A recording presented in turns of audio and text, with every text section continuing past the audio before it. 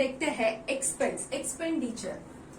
तो एक्सपेंस ये तो आपको पता ही होगा क्योंकि हम लोग ये डेली लाइफ में भी यूज करते हैं। आपके घर में भी कुछ एक्सपेंस शीट होती होगी, आपके घर में भी आपके पेरेंट्स कुछ एक्सपेंस लिख के रखते होंगे, इनकम लिख के रखते होंगे। एक्सपेंस मतलब क्या? खर्चा। तो ये हम सबको पता है कि एक्सपेंस क्या होता है? खर्चा होता है। तो इसका एक वर्ड फॉर्मेट में हम लोग देखें तो क्या होता है? मनी स्पेंड और cost incurred by a business. मतलब क्या? पैसा खर्चा है और कॉस्ट या फिर कॉस्ट इनकर्ड किया है बिजनेस ने। मतलब क्या? खर्चा उठाया है बिजनेस ने, तो उसे क्या बोला जाता है? एक्सपेंडिचर। एक्सपेंडिचर मतलब क्या? खर्चे। बस दैट्स इट। अभी लेकिन हम लोगों को अकाउंट्स में इसमें और 3 टाइप्स के एक्सपेंस देखने को मिलेगी। फर्स्ट होता है कैपिटल। अभी कैपिटल एक्सपेंडिचर मतलब क्या? हम लोगों ने कल कैपिटल क्या होता है ये देखा। कैपिटल एक्सपेंडिचर मतलब क्या होता है? मतलब बस इतना होता है उसका जो हम लोग खर्चा कर रहे हैं उससे जो हमें बेनिफिट मिलने वाला है वो 1 साल से ज्यादा के लिए होगा। मतलब benefit will be more than 1 year. कितना होगा? 1 साल से ज्यादा के लिए होगा। मतलब क्या? अभी एग्जाम्पल के लिए मैं क्या बोलूं? बिल्डिंग मैंने एक बार एक जगह खरीद ली, एक जगह या फिर एक घर खरीद लिया, तो क्या वो सिर्फ उसी साल के लिए मुझे बेनिफिट देगा? नहीं, मैं तो उसमें सालों साल रह सकती हूँ। तो क्या वो मेरे लिए कैपिटल एक्सपेंडिचर है? क्या वो एक्सपेंडिचर मेरे लिए कैपिटल है? क्या वो खर्चा कैपिटल एक्सपेंडिचर में आएगा? जी हाँ, आएगा। क्यों? क्योंकि वो मैं एक बार स्पेंड कर रही हूँ, वो मैं खर्चा उठा रही हूँ, लेकिन उस खर्चे से मुझे बेनिफिट 1 साल से ज्यादा के लिए होने वाला है। सोफा हो गया, बेड हो गया, फर्नीचर हो गया, मशीनरी हो गया, ये सब क्या है? 1 साल से ज्यादा के लिए हमें बेनिफिट देते हैं। इनका जो खर्चा होता है वो होता है कैपिटल एक्सपेंडिचर। मशीनरी हो गया, फर्नीचर हो गया, इनका खर्चा क्या होता है? Capital expenditure. क्यों? क्योंकि ये एक बार खरीदने के बाद हमें सालों साल अपना फायदा देते हैं, हमें प्रॉफिट करने में मदद करते हैं। अभी मैं फॉर एग्जांपल कुछ मेरी फैक्ट्री है तो मैंने एक मशीनरी खरीद ली, तो क्या वो मशीनरी मुझे 1 साल के लिए ही बेनिफिट देगी? नहीं, मैं उससे सालों साल प्रोडक्ट बनाऊंगी और वो मार्केट में जाके बेचूंगी, तो मुझे क्या है? मोर देन 1 ईयर बेनिफिट है। तो आई होप आपको ये क्लियर हो गया है कैपिटल एक्सपेंडिचर क्या होता है। नेक्स्ट होता है रेवेन्यू। रेवेन्यू एक्सपेंडिचर क्या है? कैपिटल एक्सपेंडिचर से उल्टा है। मतलब क्या है? Benefit is less than 1 year. मतलब क्या? डे टू डे खर्चे उठा लो।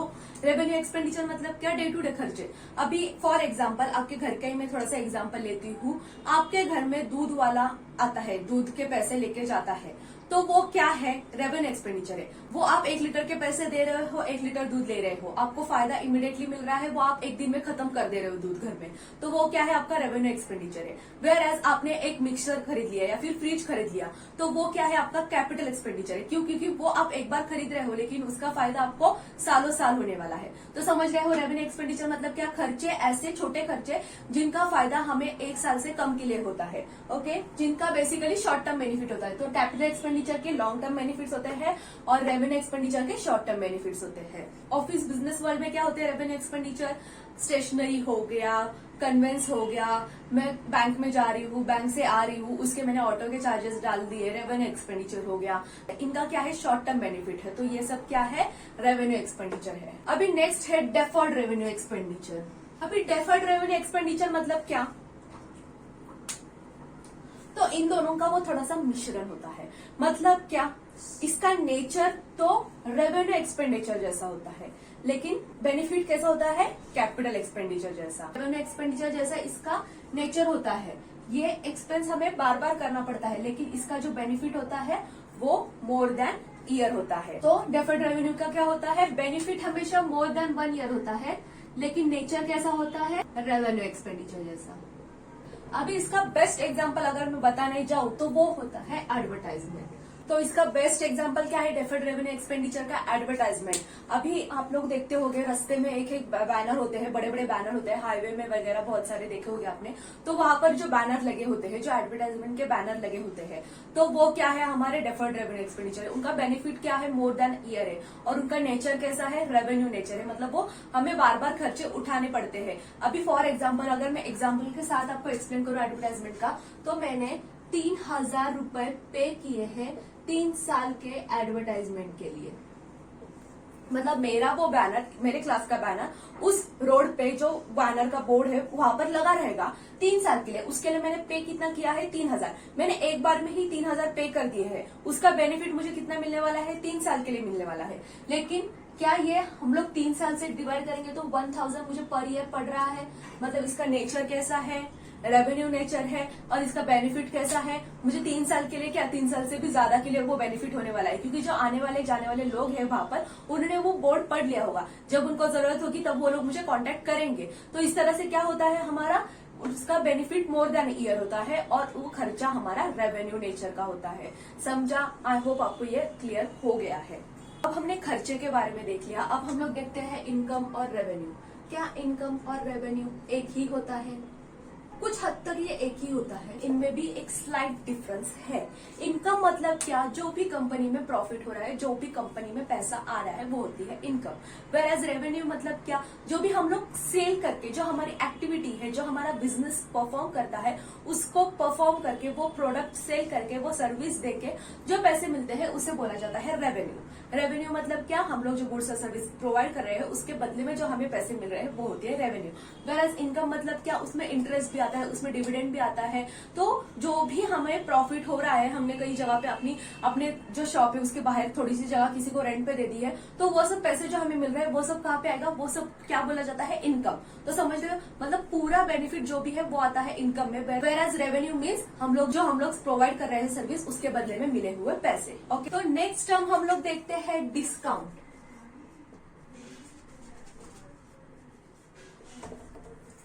डिस्काउंट मतलब क्या, जो भी छूट देता है सेलर कस्टमर को, that is called as a discount. तो डिस्काउंट में भी 2 टर्म्स होते हैं। डिस्काउंट तो आप सभी को पता है, अभी तक आप लोगों ने बहुत सारी शॉपिंग भी की होगी डिस्काउंट के नाम पे। भले ही सेलर कोई भी ऐप कुछ भी झूठा मूठा बड़ा चढ़ा के अमाउंट को डिस्काउंट बोल के नाम देके बेच रहा हो, लेकिन सब खरीद देते हैं। डिस्काउंट चीज ही ऐसी है। तो अभी डिस्काउंट मतलब क्या तो हमें पता है, लेकिन डिस्काउंट में 2 टर्म्स होते हैं। एक होता है ट्रेड डिस्काउंट एंड दूसरा होता है कैश डिस्काउंट। ट्रेड डिस्काउंट वो होता है जब हम लोग वो प्रोडक्ट सेल करने के लिए सेलर देता है। मतलब क्या, एमआरपी पे जब सेलर डिस्काउंट देता है, आप लोगों ने देखा होगा कि बोर्ड लगा होता है शॉप के बाहर, 10% of on purchase, 10% of on clothes, 10% of on shoes. ये सब क्या है, ट्रेड डिस्काउंट है। वो सेलर क्यों दे रहा है, कस्टमर को अपने शॉप में लाने के लिए और वो प्रोडक्ट बेचने के लिए। मतलब क्या, ट्रेड डिस्काउंट क्या होता है, सेल करने के लिए वो दिया जाता है। ओके, सेलर ट्रेड डिस्काउंट क्यों देता है, अपने प्रोडक्ट को सेल करने के लिए देता है। ओके, तो ये समझ लिया। कैश डिस्काउंट मतलब क्या, कैश डिस्काउंट मतलब कि फॉर एग्जाम्पल मैं एक सेलर हूं और आप बायर हो। मैंने आपको कुछ प्रोडक्ट सेल कर दिया, मेरे पास सैंडल्स की दुकान है, मैंने बोला 10% डिस्काउंट, 10% डिस्काउंट, लेके जाओ लेके जाओ लेके जाओ। आप आए मेरे शॉप में, बोला हाँ एक पेयर दे दो, आपने ले लिया, लेकिन आपने बोला कि मैं इसके पेमेंट आपको 3 हफ्ते बाद दूंगी। तो मैंने तो आपको ट्रेड डिस्काउंट दे दिया है। 1000 की सैंडल थी, मैंने उसको आपको 100 रुपीज डिस्काउंट ऑलरेडी दे दिया है।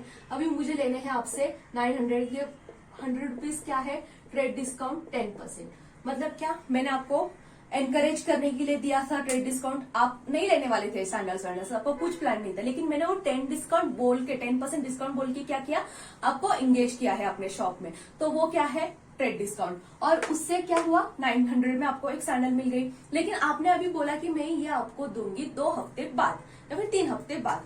तो मुझे लेकिन अभी नीड है ना पैसों की, मुझे अभी 900 कहीं पे तो देने हैं। तो मैं क्या बोलूंगी, अच्छा चलो आपको मैं और 10% डिस्काउंट देती हूँ अगर आप 900 मुझे आज के आज पेमेंट करोगे। तो ये क्या है, मैंने जो 10% आपको फिर से डिस्काउंट दिया वो क्या है, कैश डिस्काउंट। वो मैंने किस लिए दिया आपको, वो मैंने किस लिए दिया, अर्ली पेमेंट पाने के लिए। तो सेलर कैश डिस्काउंट क्यों देता है, पेमेंट अर्ली पाने के लिए। समझ रहे हो, ट्रेड डिस्काउंट ये इंगेज करने के लिए या इनकरेज करने के लिए बायर्स को दिया जाता है, और कैश डिस्काउंट क्यों देते हैं, पेमेंट जल्दी पाने के लिए।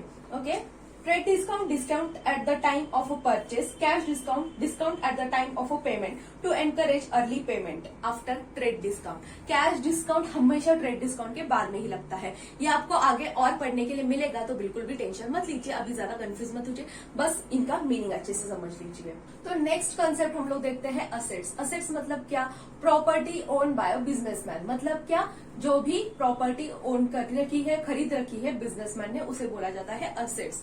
लेकिन उसमें 3 टाइप के असेट्स होते हैं। एक होता है फिक्स असेट्स, दूसरा होता है करंट असेट्स, तीसरा होता है फिक्टिशियस असेट्स। फिक्स असेट्स मतलब क्या, जिनका बेनिफिट लॉन्ग टर्म होता है। अभी हम लोगों ने एग्जांपल देखा, बिल्डिंग देखी, मशीनरी देखी, फर्नीचर देखा, ये सब क्या है, लॉन्ग टर्म बेनिफिट्स वाले हैं।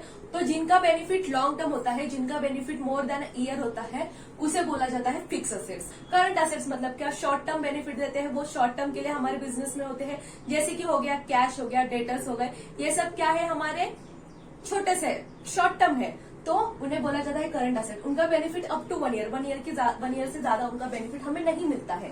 तो अप टू 1 ईयर जो हमें बेनिफिट देता है, जो शॉर्ट टर्म बेनिफिट देता है, जो शॉर्ट टर्म के लिए हमारे बिजनेस में होता है, उसे बोला जाता है करंट असेट। तो उसमें बेस्ट एग्जाम्पल होता है कैश। कैश हमारा असेट है, तो लेकिन क्या वो 1 साल से ज्यादा, मतलब क्या 2-3 साल हमेशा हमारे बिजनेस में पड़ा रहेगा? नहीं, पैसों की लेन देन तो होती रहती है। तो कैश क्या है, हमारा करंट असेट है, मतलब क्या है, वो हमारे इसमें शॉर्ट टर्म के लिए रहता है। ओके। फिक्टिशियस असेट्स मतलब क्या, फिक्टिशियस असेट्स मतलब कि imaginary assets. Okay, fictitious assets मतलब कि इमेजिनरी असेट्स मतलब क्या, do not have a physical existence, मतलब उनकी फिजिकल एग्जिस्टेंस कुछ भी नहीं है। इसमें बेस्ट एग्जांपल क्या है, गुडविल हो गया, पेटेंट हो गया, इनकी कोई फिजिकल एग्जिस्टेंस है क्या? नहीं है, लेकिन ये क्या है, मैटर करते हैं बिजनेस को। अभी अगर मैं बोलूं कि आप एप्पल का फोन खरीदो, या फिर मैं कोई और ऐसे चिंगू पिंगू कंपनी का नाम लो और बोलूं कि ये फोन खरीदो, तो आप कौन सा फोन खरीदोगे? एप्पल का फोन खरीदोगे, सैमसंग का फोन खरीदोगे? इनके फोन क्यों खरीदोगे आप? क्योंकि इनका नाम है मार्केट में, तो ये क्या है, गुडविल है। ओके, तो इनका नाम है मार्केट में, इसलिए आप इनके पास जाओगे। इनके पास भले ही सस्ता मिले, अच्छा मिले, लेकिन फिर भी आप इनके पास इतना गारंटी से नहीं जा सकते। क्यों नहीं जा सकते? क्योंकि इनका मार्केट में नाम है। तो ये क्या है, गुडविल। भले ही आपको दिखता नहीं है, क्या आपको दिखता है मार्केट में किसका नाम ऊपर है? नहीं दिखता है। ये दिखने वाली चीज नहीं है, आपका नाम कितना ऊपर है, ये दिखने वाली चीजें नहीं है, लेकिन ये कंपनी को बहुत ज्यादा बेनिफिट कराती है। इसको क्या बोलते हैं, फिक्टिशियस असेट्स। उसका फिजिकल एग्जिस्टेंस कुछ भी नहीं है, लेकिन वो कंपनी को प्रॉफिट कराते रहते हैं। ओके, तो अभी हम लोग नेक्स्ट देखते हैं लायबिलिटी। असेट्स है कंपनी में, तो लायबिलिटी भी तो होगी ही। तो लायबिलिटी मतलब क्या, amount payable by business to others, मतलब जो हमें दूसरों को पे करना बाकी है, वो होता है लायबिलिटी। मतलब क्या, इन शॉर्ट एक वर्ड में मैं बोलूं तो कर्जा, हमारे सर पे कर्जा जो होता है उसे बोला जाता है लायबिलिटी। तो लायबिलिटी 2 टाइप की होती है, एक होती है फिक्स, एक होती है करंट। फिक्स लायबिलिटी मतलब क्या, वही होता है, फिक्स का मीनिंग वही है, लॉन्ग टर्म, जो लॉन्ग टर्म की नेचर की होती है, मतलब कि वो हमें पेएबल होती है मोर देन 1 ईयर। अभी हम लोगों ने कहीं पे घर खरीद लिया, अगर हमने बहुत बड़ा बैंक लोन उठा लिया बिजनेस चलाने के लिए, तो ये सब क्या है, तो ये सब क्या है, हमें 1 साल से ज्यादा के लिए इसे पे करते रहना पड़ता है। तो ये क्या है, पेएबल मोर देन 1 ईयर है, तो ये क्या है, लॉन्ग टर्म इन नेचर है, तो ये लायबिलिटी फिक्स लायबिलिटी होती है। वेयर करंट लायबिलिटी क्या होती है, शॉर्ट टर्म इन नेचर होती है, वो छोटे से टर्म के लिए होती है कंपनी में, जैसे कि वो पेएबल होती है लेस देन 1 ईयर, वो लेस देन 1 ईयर में खत्म हो जाती है, हम लोग को पे कर देते हैं। वो हो सकती है क्रेडिटर, बैंक ओवरड्राफ्ट, ये सब क्या है, हमारी करंट लायबिलिटीज है। मतलब क्या, ये छोटे मोटे जो हम लोगों ने कर्जे उठाए होते हैं, वो हम लोग उसी वक्त पे कर सकते हैं, या फिर वो उसी साल हम लोग जो पे कर देते हैं, उसे बोला जाता है करंट लायबिलिटी। ओके, बस समझना है, फिक्स लायबिलिटी का पेएबल मोर देन 1 ईयर चलती रहती हो सर पे खर्चा, और करंट लायबिलिटी 1 साल के अंदर फिटूस हो जाती है। ओके, नेक्स्ट है हमारा कंटिंजेंट लायबिलिटी। अभी कंटिंजेंट लायबिलिटी एकदम ही न्यू वर्ड लग रहा होगा आपको सुनने में, लेकिन कंटिंजेंट मतलब कुछ ज्यादा डिफिकल्ट नहीं है। कंटिंजेंट मतलब अनसर्टन, कंटिंजेंट मतलब क्या, अनसर्टन, वो अनसर्टन नेचर की होती है। वो लायबिलिटी क्या होती है, अनसर्टन नेचर की, मतलब या तो वो हो भी सकती है फ्यूचर में, या तो नहीं हो सकती, मतलब वो अनसर्टन होती है। जैसे कि हमारी वारंटी गारंटी, फॉर एग्जाम्पल मेरा एक मोबाइल का शॉप है और मैंने 10 मोबाइल आप लोगों को बेच दिए, तो मेरे लिए क्या है, अगर उनमें से कोई भी मोबाइल खराब होता है तो क्या वो मुझे रिपेयर करके देने का खर्चा उठाना पड़ेगा? जी हाँ, वो वारंटी पीरियड में है, अगर खराब होगा तो मुझे क्या होगा, पे करना होगा। जब तक आपकी वारंटी पीरियड खत्म नहीं होती तब तक वो खर्चा मुझे उठाना पड़ेगा। तो इसलिए वो क्या है, मेरे लिए या तो फ्यूचर में हो भी सकता है वो खर्चा, या तो नहीं भी हो सकता। मतलब कि अगर आपका डिवाइस खराब होगा तो आप मेरे पास आओगे और वो खर्चा मुझे उठाना पड़ेगा, लेकिन आपका अगर डिवाइस खराब होगा ही नहीं तो क्या वो खर्चा मुझे उठाना पड़ेगा? नहीं उठाना पड़ेगा। तो इसी तरह से जो कंटिंजेंट लायबिलिटी होती है वो अनसर्टन होती है, या तो वो हो भी सकती है या तो हो भी नहीं सकती। अगर आपका मोबाइल खराब होगा तो मुझे वो लायबिलिटी उठानी पड़ेगी, अगर नहीं होगा तो नहीं उठानी पड़ेगी। जैसे ये अनसर्टिनिटी है, उसी अनसर्टिनिटी को बोला जाता है contingent liability. Contingent liability, future event can only decide that whether it is a real liability और not due to their uncertainty termed as a contingent liability. Clear? Future में जो होगा उसी के ऊपर उस पर डिपेंड होगा कि वो लाइबिलिटी एक्चुअल में है या नहीं है। ओके, तो इसे बोला जाता है कंटिंजेंट लाइबिलिटी। तो अभी नेक्स्ट टर्म कुछ इस तरह से है, ये हम लोग देखते हैं। परचेस, परचेस मतलब क्या? कुछ भी खरीदी करना, सिंपल है। बाइंग ऑफ गुड्स और सर्विसेज, जो भी हम लोग खरीदी कर रहे हैं, जो भी बिजनेस खरीदी कर रहे हैं वो आता है परचेस। मतलब सेल मतलब क्या? जो भी हम लोग बेच रहे हैं, सेलिंग करना। Okay, that can be of goods और सर्विसेज। नेक्स्ट है प्रॉफिट। प्रॉफिट मतलब क्या? फायदा। लॉस मतलब क्या? नुकसान। लेकिन इसे हम लोग और थोड़े से बेटर टर्म में जानते हैं। जब कंपनी की इनकम ज्यादा बड़ी होती है एक्सपेंस से, तब क्या होती है? कंपनी में प्रॉफिट होता है।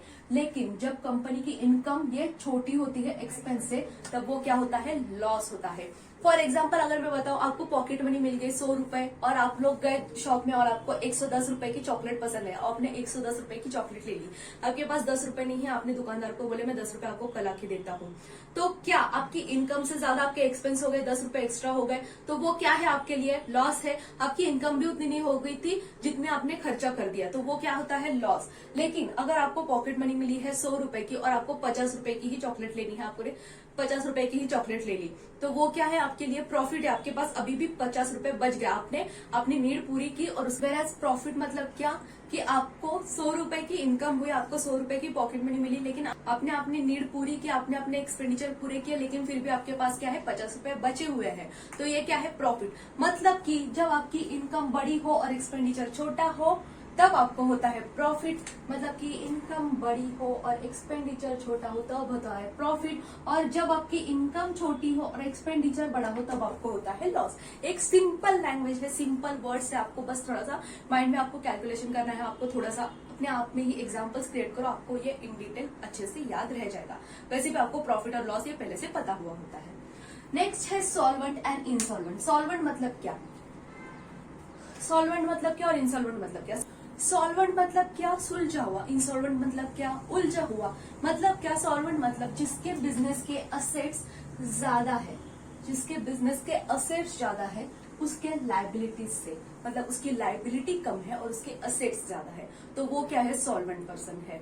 लेकिन अगर किसी के असेट्स कम है और उसकी लाइबिलिटी ज्यादा है, तो वो इंसॉल्वेंट है। फॉर एग्जाम्पल एक पर्सन है और उसके पास 2-3 लाख पैसे रखे हुए हैं बैंक में। ओके, उसके पास कैश है 3-4 लाख रुपए और उसकी लाइबिलिटी है, मतलब अभी उसके सर पर कर्जा है, किसी और को उसको पेमेंट करना है 3 लाख या फिर 2 लाख, आप समझ लो। उसके पास ऑलरेडी पड़े हुए हैं 7 लाख रुपए, तो वो क्या 2 लाख उसको बाद में रीपे कर सकता है? हाँ, कर सकता है। अभी भी वो कैपेबल है वो पेमेंट करने के लिए। क्यों कैपेबल है? क्योंकि उसके असेट्स ज्यादा है उसके लाइबिलिटीज से, उसकी लाइबिलिटी कम है। उसके पास असेट्स कितने हैं? 7 लाख है, अभी भी उसके पास 7 लाख पैसे पड़े हुए हैं और उसकी लाइबिलिटी कितनी है? सिर्फ 2 लाख की, जो कि वो पे कर सकता है। तो वो क्या है? सॉल्वेंट पर्सन है। वेराज इंसॉल्वेंट मतलब क्या? कि जिसके पास बस अभी तक 1 लाख की प्रॉपर्टी बची हुई है और उसके पास कर्जे पड़े हैं 10 लाख के, तो क्या वो 1 लाख से 10 लाख बड़े हैं? क्या उसके पास जितने अभी प्रॉपर्टी है, क्या जितने उसके पास अभी असेट्स है, क्या उससे ज्यादा उसके सर पे कर्जे है? हाँ, 10 लाख उसके ऊपर कर्जे है, तो क्या वो इंसॉल्वेंट पर्सन है? वो अभी कैपेबल नहीं है वो 10 लाख रीपे करने के लिए, वो अभी भी कैपेबल नहीं है वो लाइबिलिटी पे करने के लिए, मतलब वो उसके कर्जे अभी चुका नहीं सकता है, तो वो क्या है? इंसॉल्वेंट पर्सन है। तो बस इतना सिंपल मीनिंग होता है इंसॉल्वेंट और सॉल्वेंट का। आई होप आपको ये सब समझ में आ रहा होगा। तो अभी हम लोग नेक्स्ट टर्म देखते हैं।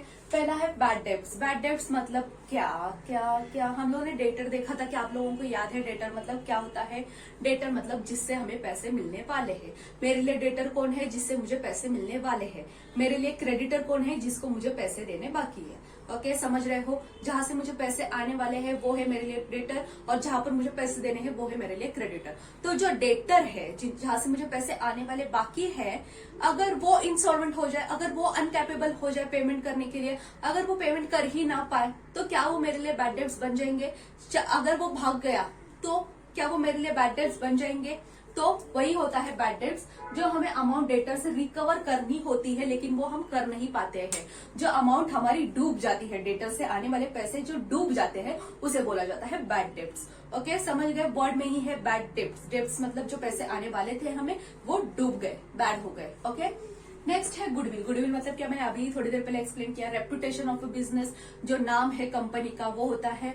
Then accounting year. Accounting year मतलब क्या, फाइनेंशियल ईयर। फाइनेंशियल ईयर क्या होता है, मैंने लास्ट वीडियो में बोला था 1 अप्रैल से लेकर 31 मार्च तक। अब इसे आपको याद रखना है अच्छे से, 1 अप्रैल से 31 मार्च ऑफ अ नेक्स्ट ईयर। तो ठीक है, समझ में आ गया। तो इसी के साथ मैं अपने इस वीडियो को एंड करती हूँ। अगर आपको ये वीडियो पसंद आए तो इसे लाइक कीजिए, शेयर कीजिए इसे अपने कॉलेज फ्रेंड्स के साथ, क्लास फ्रेंड के साथ, जिनको भी ये वीडियो यूजफुल होगा उन सभी के साथ ये वीडियो शेयर कीजिए। सब्सक्राइब कीजिए मिस आद्या अकाउंटेंट चैनल को। ऐसे ही नए नए अलग अलग वीडियोस देखते रहने के लिए आपको हर एक टॉपिक पर वीडियो मिलती रहेगी। तो सब्सक्राइब कर दीजिए फटाफट, और जो साथ ही बेल आइकन है उसे भी प्रेस कर दीजिए मेरे साथ जुड़े रहने के लिए। मैं आपको मिलती हूँ अपने नेक्स्ट वीडियो में नेक्स्ट टॉपिक के साथ। तब तक के लिए बाय बाय।